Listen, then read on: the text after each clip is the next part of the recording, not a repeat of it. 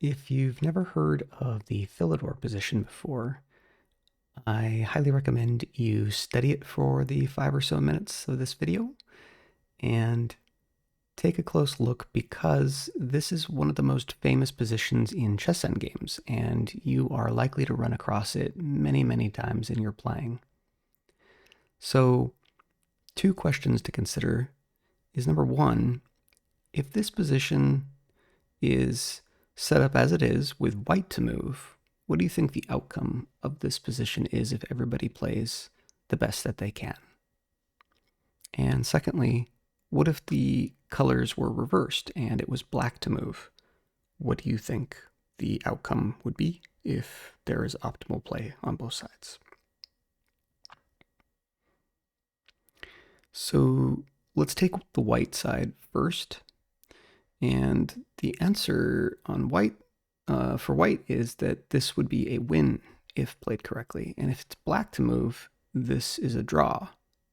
And that's actually really good to know because if you're ever heading into an endgame in chess and you have a rook and your opponent has a rook but you're down a pawn, you're playing the black side, then if you know what to do, you can still get a draw. And that is a really, really valuable thing to understand because it allows you to trade down pieces heading into a chess endgame and save a game that you otherwise might lose. So let's take a look from white's perspective first. And the idea for white is white wants to obviously promote a pawn or get some sort of checkmate, but in this case typically it's more about pawn promotion. So white will probably do something like this. And black doesn't have a whole lot of options. There's, if black's rook leaves this back rank, then it just allows white to move their rook here and make progress. So black's rook really doesn't have a lot going for it. It obviously could go here and try to check, but then you can block that and continue with these ideas in the future. And so black typically really has nothing it can do here except, maybe just shuffle their rook, waiting to see what you do. And then white would just proceed like this. And black typically in this scenario is going to try to, use their king as defensively as they can to stop things. So maybe they'd put their king here, and white would then want to apply some sort of check, perhaps like this. And black typically will want to, typically black kings want to stay out of the corners, so they'd go back. And then the idea is, so here's one key concept to think about is this square and creating a check with a skewer behind it basically. So if white moves the rook here, they're threatening to do this on the following move, right? So black wants to prevent that, and so they're going to go back here. But then white can simply apply a check. And this forces black's king to have to go back. And in this case, white can actually just check the king now and continue with this idea. And the rest is just a matter of basic technique of promotion and checking. So that is the game from white's perspective. Let's take the same situation, but play it in reverse from black's side. So if it's black to move and we are starting in the exact same position, then there is one key thing to think about, and it is the sixth rank in this from this perspective, third from the queening square for the aggressor's side. And so your goal is to cut off the pawn and king such that they can't cross that territory. And your second goal is to think about where your king is placed and you want it to be on the same square as where the pawn would like to queen. If you keep those things in mind as black, then you will do great. So the first move for black is to cut off the king and pawn from crossing this, rook force field, if you will. And so, needless to say, the king can't step forward at all because that would be an illegal move.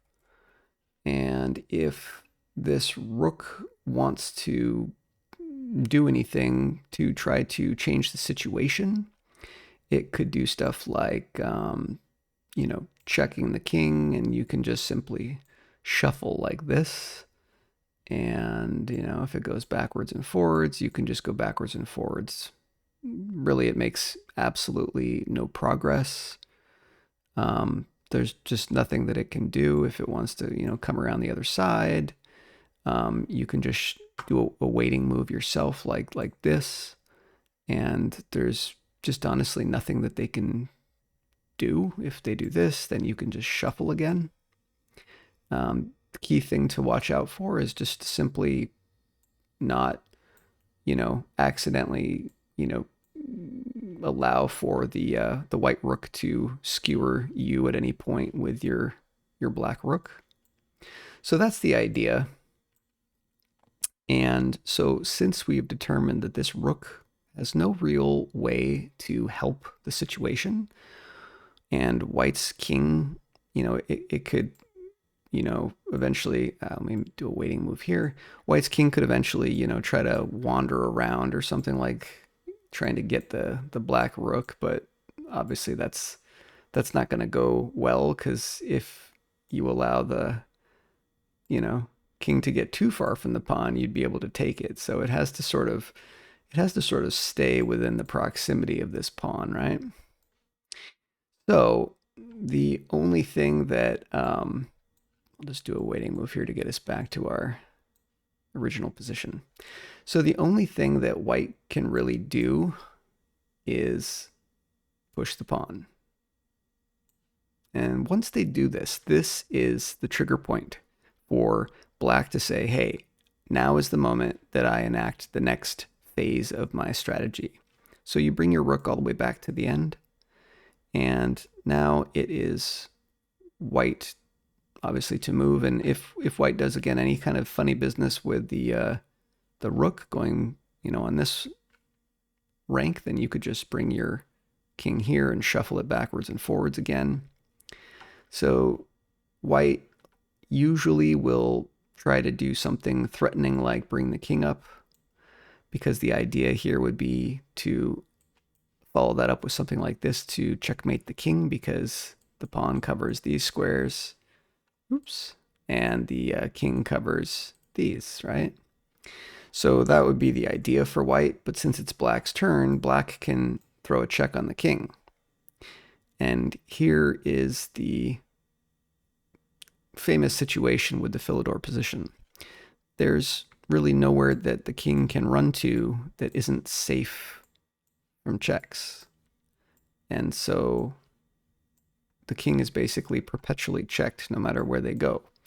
And if they decide to try to deal with, like come closer and closer to the rook, then obviously they would hang their pawn, and now there's absolutely no advantage left. So that is how this position from black side is drawn. So we have now covered both the white and the black perspective for the Philidor position. And what I would suggest you do is play this against Stockfish a handful of times from both perspectives. And I promise you, you will never forget how to play this again. Good luck.